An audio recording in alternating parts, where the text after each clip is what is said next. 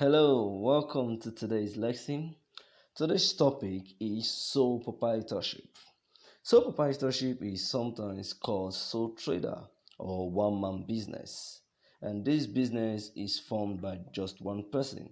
It is the oldest, most common, and easiest type of business to form and organize.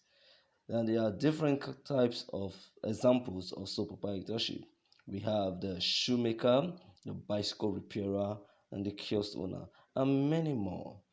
What are the features of a sole proprietorship? We can also call it a sole trader. Number one feature is it is owned by a single person. So this is one way to know if a trade is a sole trader or a partnership trade and all that. So number one feature is it is owned by a single person. Number two, the capital needed to run the business is provided by the sole owner. That means the money or the machines needed to start this business, it is provided by just that one person who's formed the business. And number three, the sole trader has good relationship with his customers. Yes, when people come to patronize his business, he relates with them one on one. So there's a good relationship. And next, the sole trader can decide to close the business anytime without consultation with anyone. He decides when he comes to work, when he resumes office, and when he closes. He can also decide to close the business totally without consulting anyone because it is owned by him or her. And lastly, the last feature of the sole trader is that the sole trader himself bears all the risk. The risk, for the example of a risk is maybe there is losses in the business. He bears the risk. He takes responsibility of the risks. Okay, so what are the advantages of sole proprietorship? Number one advantage of sole proprietorship is it is very easy to start. It is a business that is very easy to start. You don't need to start trying to go around for registration or get this paper, this document. It is very, very easy to start. Anyone can start a sole trading.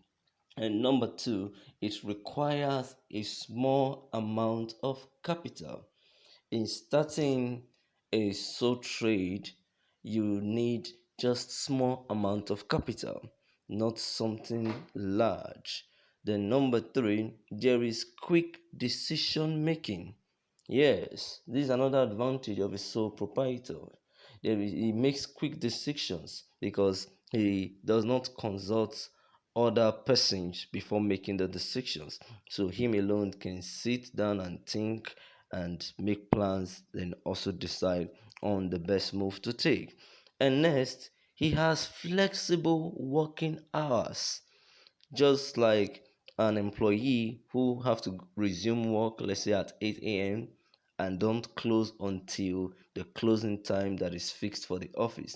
But for a sole proprietor, or a sole trader, he has flexible working hours. He decides when he comes to work, when he resumes his trading. He decides when he closes. He decides when he has his own holiday. So that is an advantage for a sole trader. Then lastly, if he is successful, he enjoys all the profit alone. Yes, if the business is doing well, he enjoys all the profits or the benefit alone without sharing with partners or any other person. Just as we have these advantages, there are also disadvantages of a sole proprietorship, of a sole trader. Number one disadvantage is the capital of a sole proprietor is small. Yes, the money needed to start the business is small. So the business will not be on a large scale. It may be in a small, medium scale business. So the capital to start is very small. So you may not be able to acquire a lot of things. And secondly, he bears all the risk of the business. Now, if the business is having a lot of losses, he will lose money, and there will not be other people who will assist him to get more funds. So he bears the risk. If there is, for example, a fire outbreak in that shop, you find out he loses everything. So that is a disadvantage. Then another disadvantage is the sole trader is responsible for all his debts and may loses his personal belongings.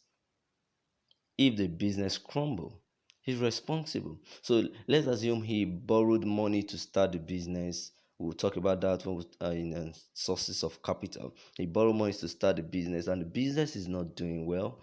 He may have to sell some of his own personal belongings to support the business. So that is another disadvantage.